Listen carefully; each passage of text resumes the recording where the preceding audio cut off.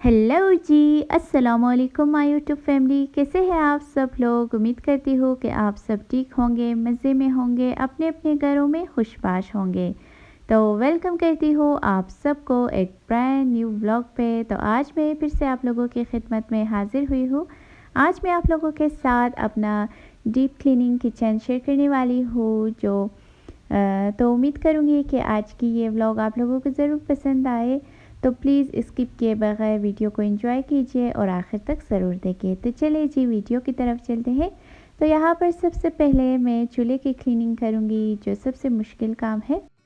तो इसे सबसे पहले साफ़ करेंगे। तो यहाँ पर मैंने सबसे पहले फॉइल को रिमूव कर लिया है और इन चूल्हे के बर्नर्स को हम अलग करेंगे।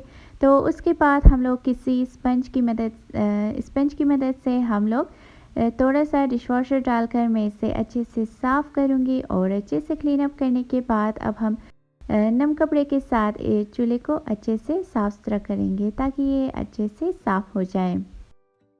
तो चूल्हे के पीछे ये जो शीशा होता है इसे भी हम इसी तरह क्लीन अप करेंगे ताकि अच्छे से जो इसके ऊपर जो चिकनाई वगैरह जमा हो जाता है तो वो भी सारा साफ़ सुथरा हो जाए। तो इसे भी इसी तरह हम लोग साफ़ करेंगे। तो अच्छे से साफ़ करने के बाद अब मैं दोबारा से इसके ऊपर कपड़ा मारकर इसको अच्छे से क्लीन करूँगी ताकि ये अच्छा सा साफ़ सुथरा हो जाए। तो इस टाइम पर चूल्हे की अच्छे से क्लीनिंग हो चुकी है। अब हम इन बर्नर्स को अच्छे से साफ़ करेंगे। तो इस जाली की मदद से मैं थोड़ा सा इसके ऊपर लिक्विड डिशवॉशर डालकर मैं इन बर्नर्स को अच्छे से क्लीन अप करूँगी।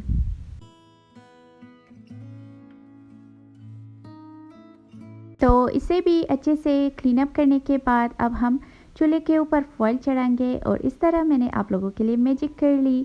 तो चूल्हे पर फॉइल चढ़ चुका है, इसलिए मैंने आप लोगों को नहीं दिखाया चूल्हे पे फॉइल चढ़ाना, क्योंकि ऑलरेडी मेरे चैनल पर फॉइल चढ़ाने का तरीका मौजूद है, तो आप लोग वहां से चेकआउट कर सकते हैं। तो चूल्हे पे भी फॉइल चढ़ाने के बाद अब हम आते हैं इन जार्स की तरफ जिसमें सारे स्पाइसेस रखे हुए हैं। तो इन जार्स को मैं एक एक करके इन प्लेटों में डालती रहूँगी ताकि जार्स को मैं अच्छे से वॉश कर सकूँ।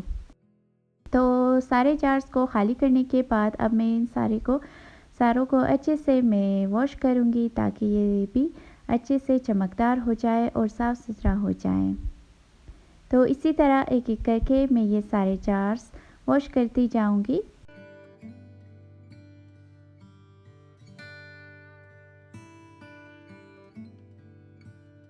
और इसे भी अच्छे से क्लीन अप करने के बाद अब हम इसे रखेंगे ताकि ये अच्छे से सूख जाए। फिर हम उसके बाद इसे फिर से फिलअप करेंगे।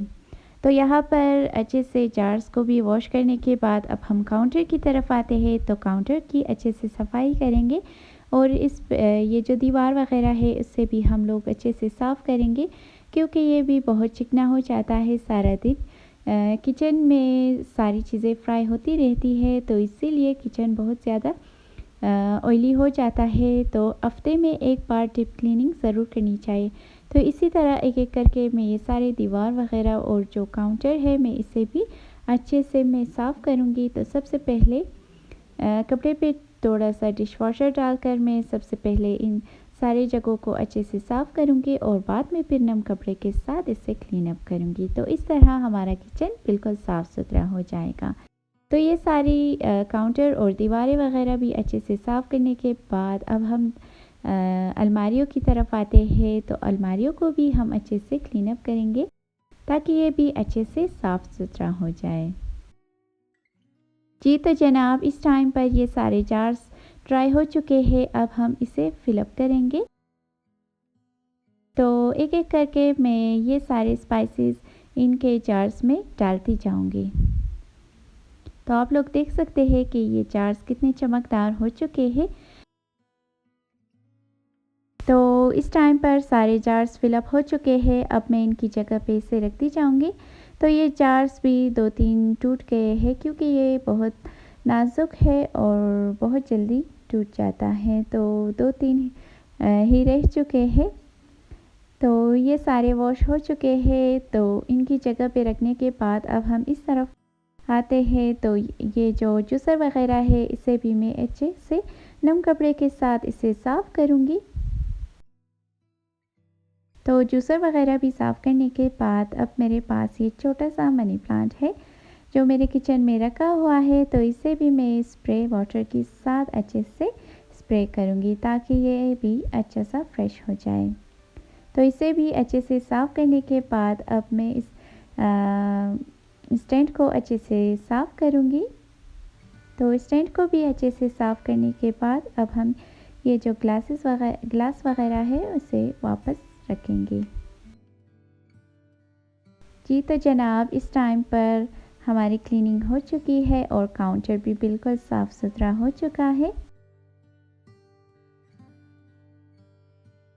अब हम आते हैं अलमारियों की तरफ, इन ड्रॉज़ की तरफ जो रोज़ाना इस्तेमाल होते हैं और ज़्यादातर चम्मच वगैरह इस ड्रॉज़ में रखी हुई है। तो सबसे पहले मैं इस ड्रॉज़ को अच्छे से साफ़ करूँगी और इस पे जो शीट वगैरह है इसे भी मैं क्लीन अप करूँगी। तो अच्छे से क्लीन अप करने के बाद अब मैं ये जो चम्मच वगैरह जो इसका स्टैंड है इसे मैं रखती जाऊँगी और अच्छे से साफ़ करके रखूँगी। तो एक-एक करके ये चम्मच वगैरह सारे मैं रखती जाऊँगी।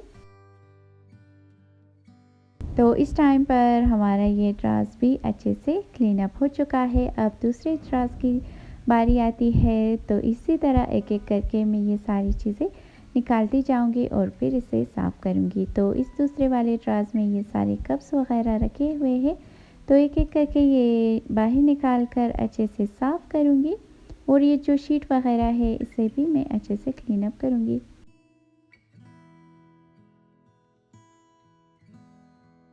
तो इसी तरह इस ड्रास को भी मैं साफ़ करूँगी और नीचे जो सारा गिरा हुआ है मैं उसे भी अच्छे से साफ़ करूँगी। तो दोबारा से शीट रख कर इसे भी अच्छे से क्लीन अप करके फिर मैं ये सारे कप्स वगैरह फिर यहाँ रखूँगी एक-एक करके।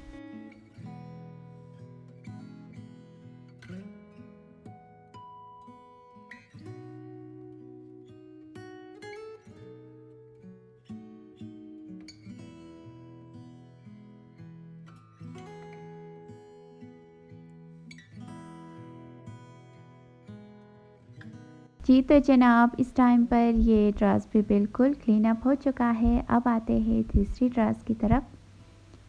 तो इसे भी मैं इसी तरह एक-एक करके सारी चीज़ें बाहर निकालूँगी और इसे भी अच्छे से साफ़ करूँगी और फिर बाद में एक-एक करके ये सारी चीज़ें रखती जाऊँगी।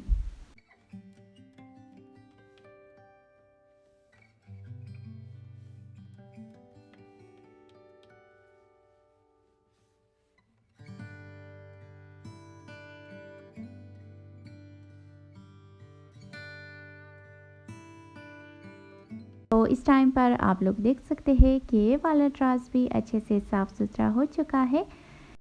तो इस टाइम पर मेरा पूरा किचन साफ़ सुथरा हो चुका है। तो यही तक थी आज की मेरी व्लॉग। उम्मीद करूँगी कि आज की ये व्लॉग आप लोगों को ज़रूर पसंद आई होगी।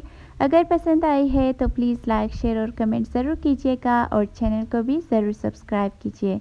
खुश रहिए और दूसरों में खुशियाँ बाँटें। अपनी दुआओं में हमेशा हमें भी याद रखिए। अल्लाह हाफ़िज़।